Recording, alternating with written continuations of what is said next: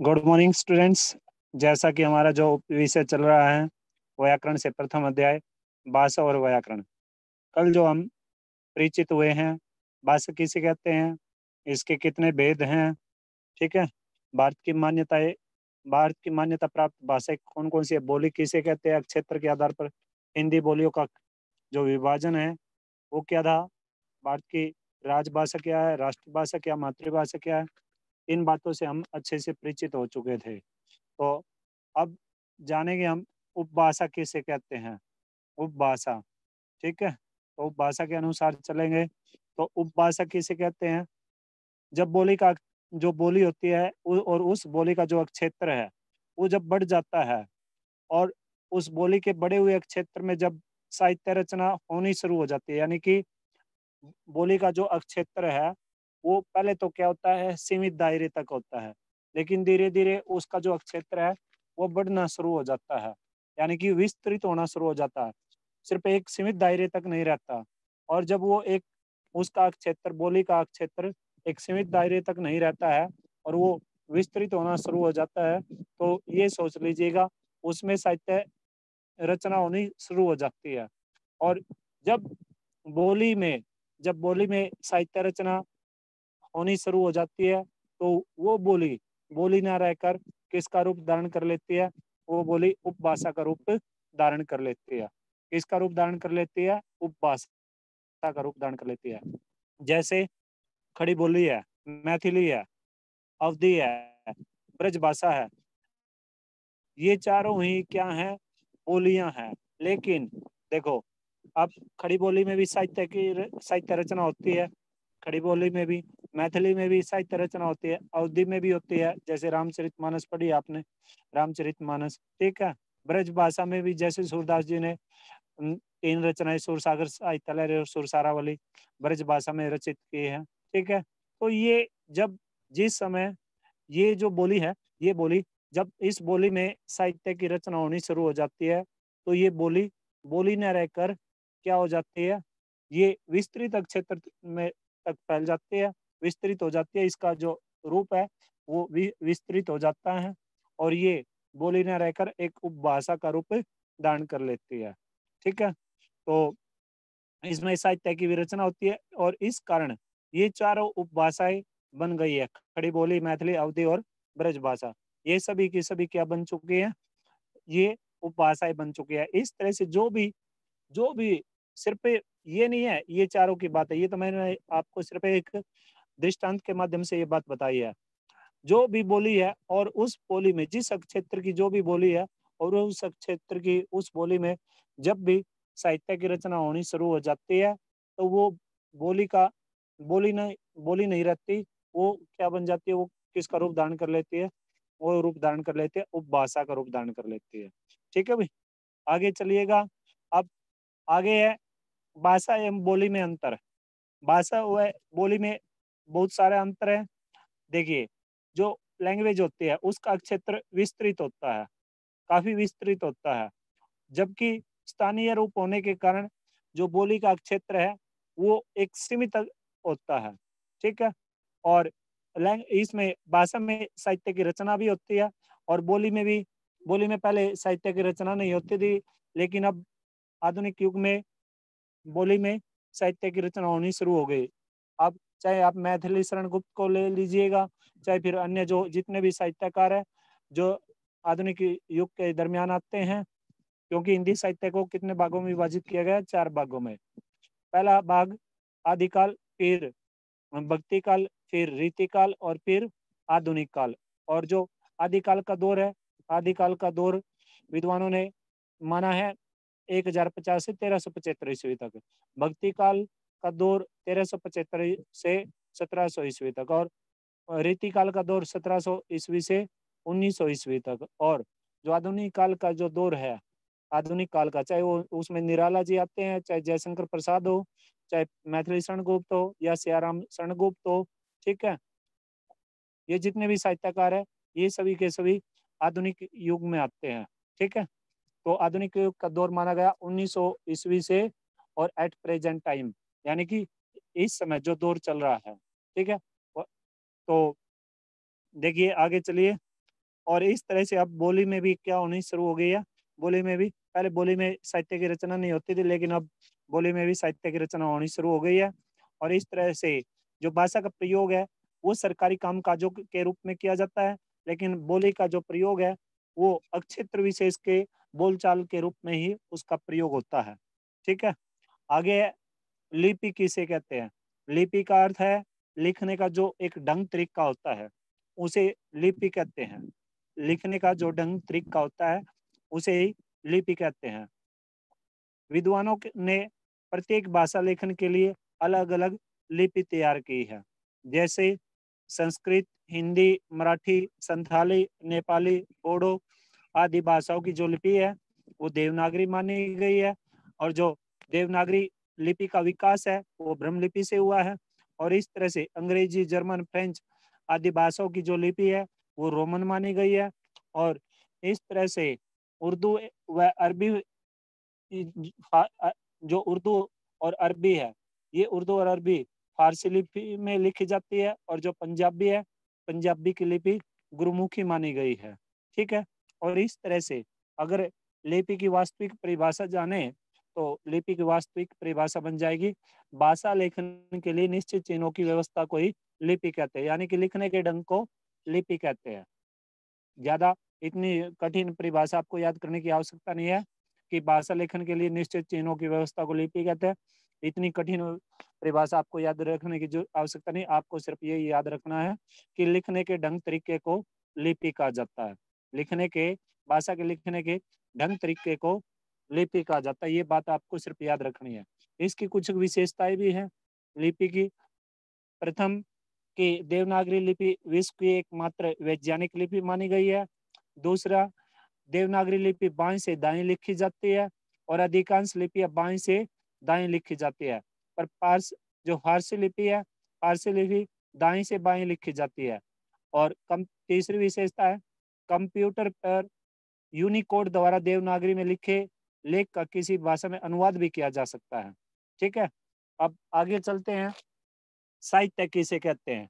साहित्य, साहित्य कितने प्रकार का होता है? ठीक है, यानी कि साहित्य प्रत्येक भाषा में जो ज्ञान का अथाह भंडार है, और ये अथाह भंडार पीढ़ियों से संचित आता रहता है।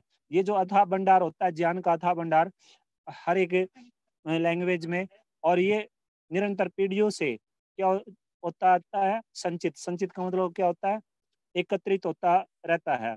और यही यही जो ज्ञान होता है, इसी ज्ञान को ये जो पीढ़ी दर पीढ़ी जो अलग अलग भाषाओं से जो ज्ञान एकत्रित हुआ है, यही ज्ञान, इस ज्ञान के बारे में, इस के बारे में जब हम इसे का अध्ययन करेंगे, इसके बारे में जो विज्ञान प्राप्त करेंगे, ठीक है, अतीत के बारे में जो भी हम वो करेंगे, क्या नाम जानेंगे, तो वही क्या कहलाता है?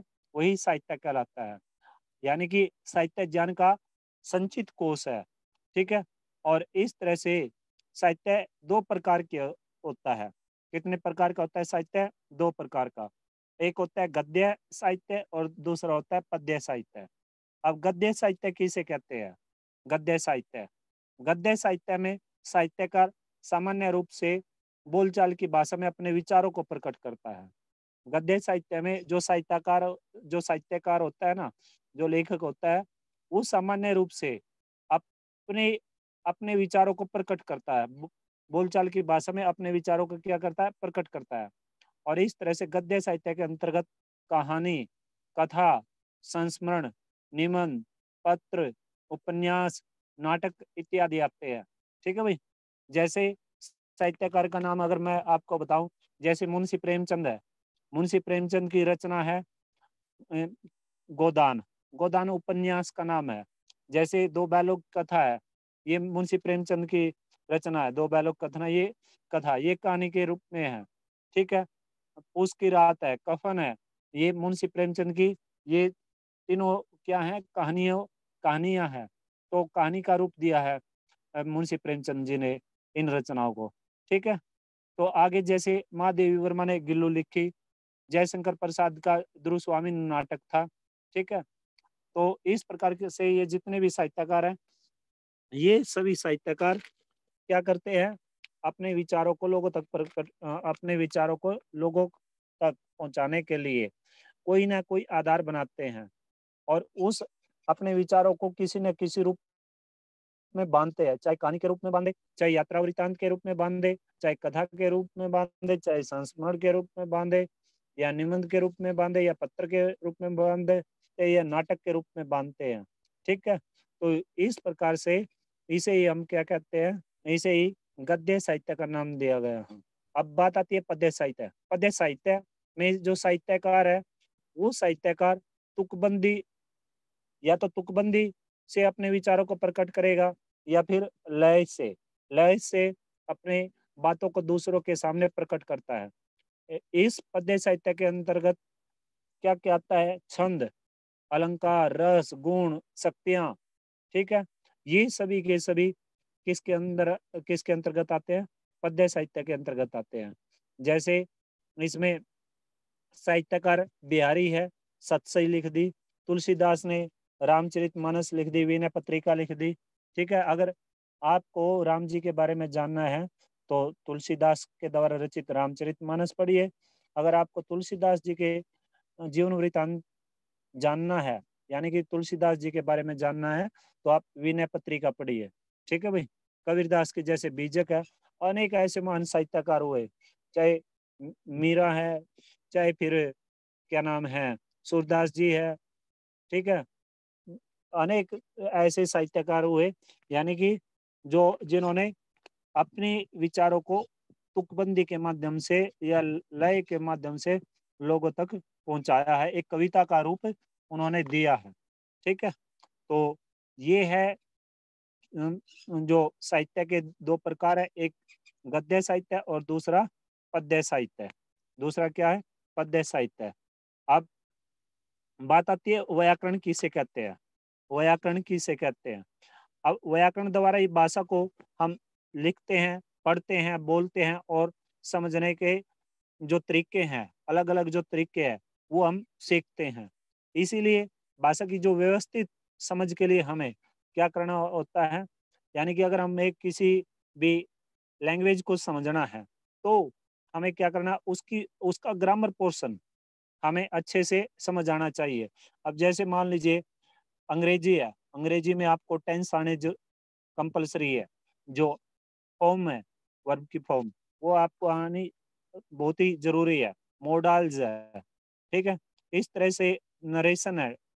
ठीक है, ये सभी चीजें आपको आनी बहुत ही आवश्यक है, तभी आप अंग्रेजी के बारे में अच्छे से पढ़ पाओगे। ऐसे ही आपको क्या नाम है, हिंदी से संबंधित भी, अगर हिंदी भाषा से संबंधित आपको जानकारी प्राप्त करनी है, अब इसमें कई बार बताया नहीं जाता, इसमें इस काव्य पंक्ति में ये अलंकार है, इसमें ये छंद है, इसमें ये गुण है, इसमें ये शक्ति है।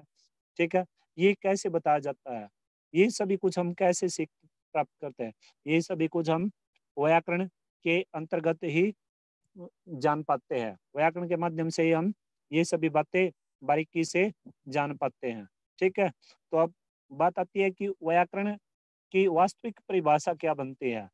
भाषा की शुद्ध रूप संबंधी नियमों का ज्ञान कराने वाले नियमों का ज्ञान कराने वाला जो शास्त्र है वही व्याकरण कहलाता है।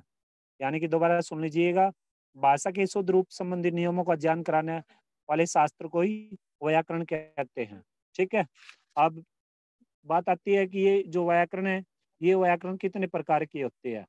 अब व्याकरण में भाषा के लिखित और मौखिक दोनों रूपों का अच्छे से अध्ययन किया जाता है, और व्यवहारिक दृष्टि से भाषा की लघुत्तम इकाई वाक्य है। व्यवहारिक दृष्टि से भाषा की लघुत्तम इकाई क्या है, वाक्य है। और वाक्य शब्दों से और शब्द वर्णों से बनते हैं, और इस तरह से व्याकरण वर्ण, शब्द और वाक्य विषयों के विस्तृत ज्ञान का ग्रंथ होता है। इसके आधार पर व्याकरण के 3 भेद माने गए हैं।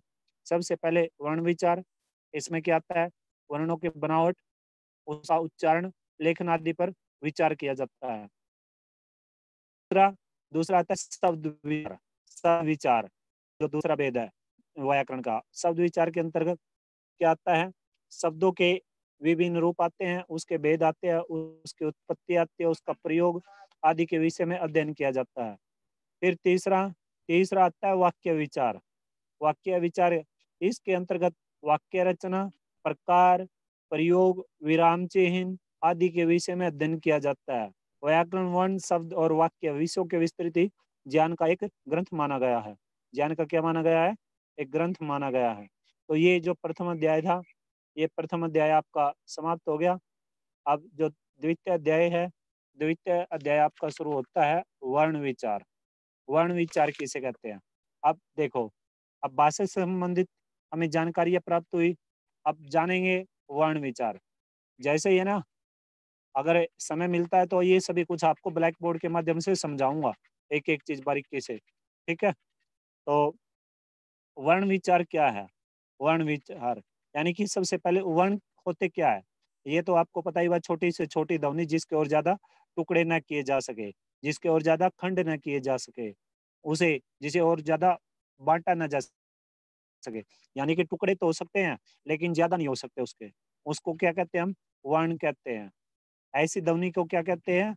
ऐसी ध्वनि चिन्हों को हम वर्ण कहते हैं जिनके और ज्यादा टुकड़े नहीं किए जा सकते। जैसे चित्र के माध्यम से घोड़ा है, ठीक है, पर्वत है, पुष्प है, इसमें आपने देखा भी है, ये सभी जो पर्वत है शब्द है, या घोड़ा जो शब्द है, या पुष्प जो शब्द है, पुष्प के भी वर्ण विच्छेद हो गया। ठीक है, वर्ण विच्छेद कर दिया इसका, अलग अलग अ जमा उ जमा सौ जमा प जमा अ। जैसे राम शब्द है, रो जमा जमा म अ। तो इस प्रकार से ये क्या है? ये वर्ण है। ठीक है, इनके टुकड़े तो हो सकते हैं लेकिन ज्यादा नहीं हो सकते। ठीक है, टुकड़े में जैसे हम क्या करते हैं, जो व्यंजन वर्ण है, व्यंजन वर्णों के माध्यम से हम क्या करते हैं, उसमें से जब ए की साउंड बाहर निकालनी होती है, तो ए को बाहर निकालना होता है, तो व्यंजन वर्ण के पैर के में क्या लगा देते हैं हम? हलंत लगा देते हैं, हलंत लगा देते हैं। ठीक है, तो जब किसी भी व्यंजन वर्ण में हलंत लगा हुआ होगा तो ये सोच लीजिएगा कि उसमें स्वर शामिल नहीं है। और स्वर कौन सा होता है? ए, ओ। कौन सा स्वर शामिल होता है उसमें? ओ। ठीक है, ओ ही किसमें सम्मिलित होता है? ये समस्त व्यंजन वर्णों में सम्मिलित होता है। ठीक है भाई, तो आगे चलिएगा। वर्णमाला किसे कहते हैं? वर्णमाला, वर्णों के समूह को वर्णमाला कहते हैं। वर्णों के समूह को क्या कहते हैं? जिसको अंग्रेजी में अल्फाबेट भी बोलते हैं। ठीक है, तो वर्णों के समूह को वर्णमाला कहते हैं। अर्थात ये दो शब्दों के योग से बनता है जो वर्णमाला शब्द है। वर्ण वर्ण जमा माला, अर्थात वर्णमाला, वर्णों का जो समूह है उसको ही वर्णमाला कहते हैं। अब ये वर्णों का समूह क्या है?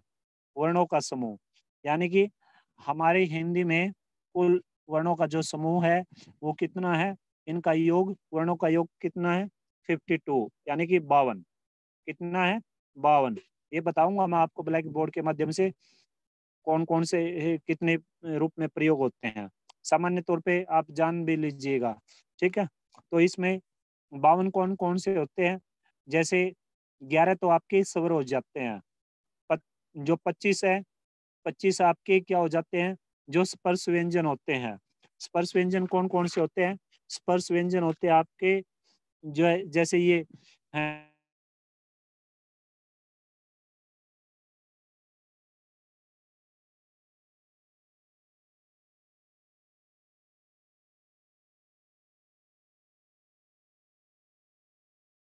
ओ, ये जैसे को हो, ये कंठ से, कंठ को स्पर्श करके बाहर निकलता है।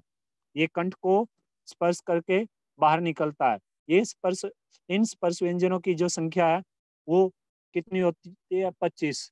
ठीक है, जैसे ये है, क्या नाम है, तवर से अगर देखे तो थ, द, धो, न, ये जितने भी हैं, ये इन व्यंजन वर्णों का जब उच्चारण करेंगे तो हमारी जो जीवा है, हमारी जीवा ऊपर वाले जो दांत है उन्हें हल्के से टच करती है, स्पर्श करती है। ठीक है, जैसे ये है प, प, प। तो ये जो पवर्ग वाले पवर्ग में जितने ये 5 जो स्पर्श व्यंजन आते हैं, ये क्या करते हैं? जब भी हम इनका उच्चारण करते हैं तो हमारे जो ऊपर और नीचे का जो होंठ है, होंठ, ये होठों को ये होंठ आपस में स्पर्श होते हैं, आपस में एक दूसरे को टच करते हैं। तो इनका उच्चारण करते समय होठ आपस में टकराते हैं, आपस में एक दूसरे, ऊपर का और नीचे का जो होठ है वो आपस में मिल जाता है इन व्यंजन वर्णों का जब हम उच्चारण करेंगे। ठीक है, तो इस तरह से कुल योग इनका क्या हो गया, 25 ये हो गए और 11 आपके ये हो गए, कितने हो गए, 33, सॉरी 25 और 11 कितने हो गए आपके, 36, और 36 में फिर 4 आपके संयुक्त व्यंजन आ जाते हैं, अक्षत्र स्र ज स्र। ठीक है, तो कुल योग आपका 40 बन जाता है। और फिर जो 4 आपके अंतस्थ व्यंजन आ जाते हैं, अंतस्थ व्यंजन यो रो लो वो, 4 ये हो जाते हैं, कुल योग आपका कितना हो गया, 44। और 4 आपके उष्म व्यंजन होते हैं, उष्म व्यंजन, उष्म व्यंजन कौन कौन से होते हैं, जैसे सो, स, है, ये इस प्रकार के जो 4 उष्म व्यंजन होते हैं, कुल योग आपका 48 हो गया, यानी कि 48 योग बन गया। अब बच गए आपके 4, बच गए आपके 4, 2 आपके आगत वर्ण होते हैं, आगत वर्ण, जो आगत ये जो ड और ड, ये जो है ये आगत वर्णों के रूप में माने गए हैं, कुल योग आपका 50 हो गया।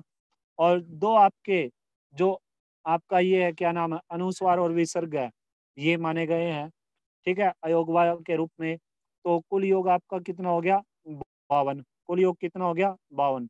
तो हिंदी में जो ये क्या नाम है आपकी जो वर्णमाला है, इनका योग वर्णमाला वर्णमाला का योग कितना होता है हिंदी में, 52 होता है, यानी कि 52। ठीक है, मैंने आपको एक एक अलग अलग बता दिया है। तो अब बात शुरू करते हैं हम, क्या नाम है, वर्णमाला जान चुके हैं, वर्णमाला किसे कहते हैं। अब ये जो अल्फाबेट है ये कितने प्रकार की होती है, यानी कि ये तो वर्णमाला ये अलग अलग से हमने 52 रूप में जान लिया। अब बात आती है कि वर्ण है, जो ये वर्ण है, वर्ण का रूप क्या होता है, वर्ण यानी कि रंग भेद, वर्ण का अगर वास्तविक अर्थ जाने तो यही होता है रंग उसका। तो वर्ण के 2 भेद होते हैं, कितने भेद होते हैं, 2, एक होता है स्वर और दूसरा होता है व्यंजन, दूसरा क्या होता है, व्यंजन। अब यानी कि वर्ण कितने प्रकार का हो गया, वर्ण हो गया 2 प्रकार का, एक स्वर के रूप में और दूसरा व्यंजन के रूप में, यानी कि अंग्रेजी में बोले तो वावल और कॉन्सोनेंट, वावल और कॉन्सोनेंट। देख लीजिए, ज्यादा अंग्रेजी मुझे आती नहीं है, लेकिन फिर भी थोड़ा सा आपको बता ही दिया। ठीक है, अब देखिए बात आती है स्वर किसे कहते हैं, स्वर किसे कहते हैं, यानी कि जिन जिन ध्वनियों के उच्चारण के समय, जिन ध्वनियों के उच्चारण के समय जो समय हवा बिना किसी रुकावट के बाहर निकलती है, मुख से बाहर आ जाती है, यानी कि कहने का तात्पर्य ये है कि ये जो स्वर हैं ये बगैर किसी अन्य वर्णों की सहायता के बोले जाते हैं, इनका उच्चारण करते समय हमें किसी अन्य वर्ण की सहायता नहीं लेनी पड़ती। यानी कि इसकी अगर वास्तविक परिभाषा देखें तो क्या बन जाएगी, वास्तविक परिभाषा ये बनेगी कि जिन वर्णों का उच्चारण करते समय हमें किसी अन्य वर्ण की सहायता ना लेनी पड़े, ठीक है, उसे क्या कहते हैं, उन्हें क्या कहते हैं, स्वर कहते हैं, उन्हें क्या कहते हैं, स्वर कहते हैं। ठीक है, तो ये जो स्वर हैं ये 11 प्रकार के होते हैं, हिंदी भाषा में इनकी कुल संख्या कितनी होती है, 11, आपको पता ही है 11 कौन कौन से होते हैं। ठीक है, तो अगर इसके स्वर के भेद जाने तो इसके 3 भेद होते हैं, शॉर्ट वावल यानी कि हर्ष स्वर, जिसमें ए, जिसमें आपके आ जाते हैं अ ई उ री। ठीक है, दीर्घ स्वर जिसको अंग्रेजी में लॉन्ग वावल बोलते हैं, आ ई उ ए ऐ ओ औ। ठीक है, ये आपके लॉन्ग वावल आ जाते हैं। क्लोज स्वर जिसको अंग्रेजी में लॉन्गर वावल बोलते हैं, ओम, हे राम, जिसको काफी लंबा खींचा जाता है। ठीक है, तो ये आपके 3 हो गए शॉर्ट वावल, यानी कि जो वावल है वो कितने प्रकार के हो गए आपके, 3 तरह के। पहला हो गया शॉर्ट वावल, दूसरा हो गया लॉन्ग वावल, और तीसरा हो गया लॉन्गर वावल, यानी कि हर्ष स्वर, दीर्घ स्वर और क्लोज स्वर। ठीक है भाई, अब बात आती है हर्ष स्वर किसे कहते हैं, हर्ष स्वर यानी कि जिन स्वरों के उच्चारण में जिन स्वरों के उच्चारण में क्या हो, जिन स्वरों के उच्चारण में कम समय लगता हो, जिन स्वरों के उच्चारण में क्या होता हो, कम समय लगता हो, उन्हें हम क्या कहते हैं? उन्हें हम बोलते हैं हर्ष स्वर। उन्हें क्या बोलते हैं? हर्ष स्वर बोलते हैं। जिन जिन स्वरों के उच्चारण में बहुत ही कम समय लगे, जिनको बोलने में, यानी कि जिनको बोलने में, एक सामान्य सी बात अगर मैं आपको बताऊं, जिनको बोलने में कम समय लगे उन्हें हर्ष स्वर कहते हैं। जैसे ओ, ई, उ, रे, ठीक है। और दीर्घ स्वर क्या होते हैं?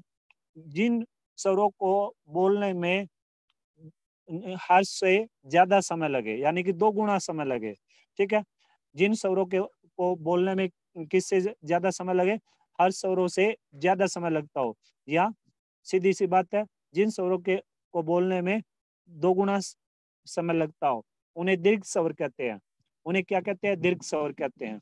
अब ये जो दीर्घ स्वर है, दीर्घ स्वरों की संख्या कितनी होती है? 7 होती है।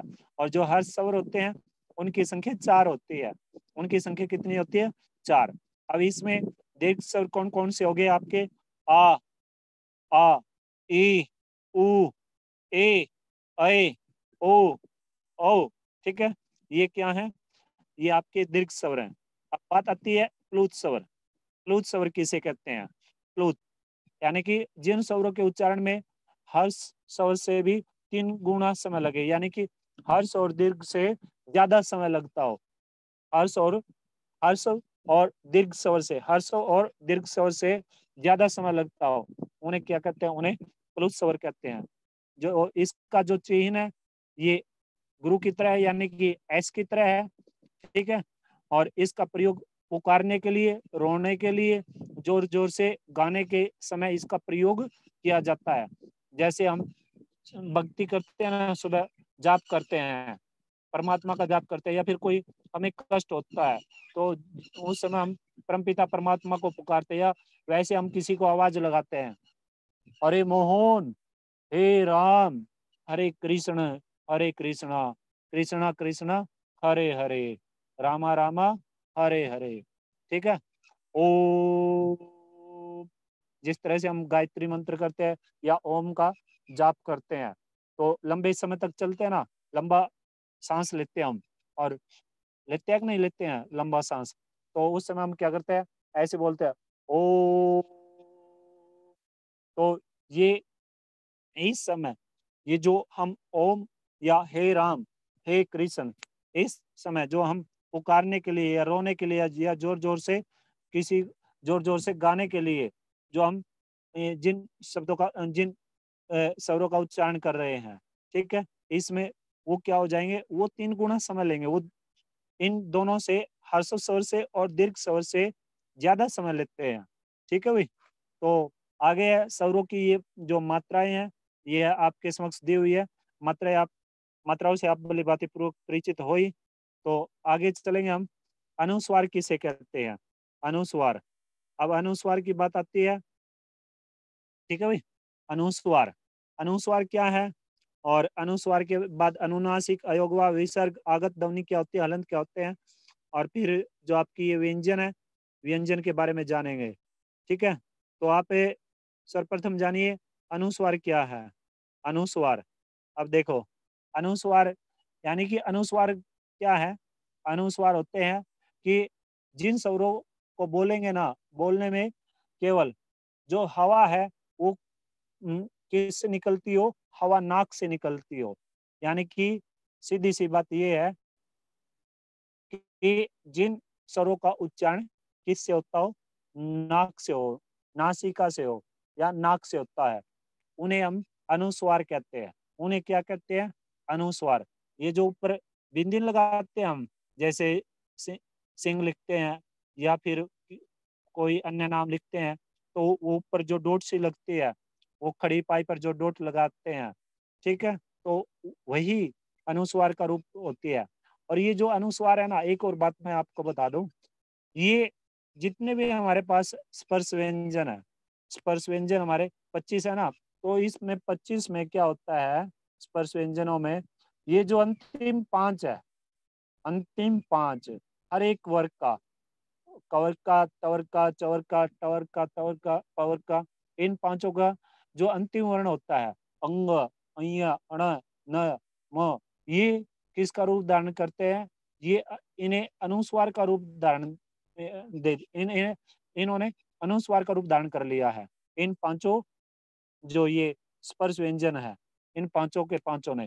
अगर पेपर में आपसे ये पूछा जाए, मान लीजिए एमसीक्यूज में ये पूछ ले, मान लीजिए ये आ गया अंग, अंग आ गया, ठीक है, और आपसे पूछ लिया कि बताइए भाई इसमें जो ये अंग है ये क्या है, ये स्पर्श व्यंजन है या अनुस्वार है या फिर कुछ अन्य है, ठीक है, चार ऑप्शन दे दिए। तो उस समय अगर उसमें ऑप्शन में अनुस्वार आया हुआ है तो आप उसका सही करेक्ट आंसर क्या लिखोगे? अनुस्वार लिखोगे। अगर अनुस्वार ऑप्शन में नहीं है तो आप क्या बताओगे उसमें? आप बताओगे कि ये स्पर्श व्यंजन है, ठीक है। और स्पर्श व्यंजन में कौन सा? ये कंठ है, कंठ, कंठ से बोला जाता है, इसका गले से इसका उच्चारण होता है, ठीक है। तो आगे है, आगे चलिएगा। इसमें जैसे उदाहरण के तौर पे चलें, ये एक बिंदु के रूप में प्रयोग होता है। उदाहरण के तौर पे चले अंक, गंगा, लंगूर, ठीक है। तो पहले जो करीबन 10-12 साल पहले की अगर बात करें, जो ये गंगा शब्द था, गंगा या अंक, इसको अंग को इसका वास्तविक रूप जैसे हम इसमें देखते हैं ना, लिखते हैं, वही इसका वास्तविक इसको जो प्रयोग होता था इसके वास्तविक रूप में प्रयोग इसका किया जाता था। लेकिन फिर जो हिंदी साहित्यकार हैं, जो विद्वान लोग हैं, उन विद्वान लोगों ने इसको अनुस्वार का रूप दे दिया, ठीक है, और इसे एक बिंदु का रूप दे दिया गया, ठीक है भाई। आगे चलिए, आगे है अनुनासिक। अनुनासिक अनुनासिक क्या होता है? जिनका उच्चारण किससे होता हो? नाक और मुंह दोनों से होता हो, नाक और मुंह दोनों से होता हो। इसको उसे हम क्या कहते हैं? उसे हम बोलते हैं अनुनासिक बोलते हैं। उसे क्या बोलते हैं? अनुनासिक, ठीक है। इसका जो चिन्ह है, इसका चिन्ह चंद्र बिंदु की तरह होता है, चंद्र बिंदु की तरह, जैसे चांद लिखते हैं, ठीक है, इसे चंद्र बिंदु भी कहते हैं। क्या कहते हैं इसे? चंद्र बिंदु भी कहते हैं। जैसे आंख है, चांद है, पांच है, ठीक है।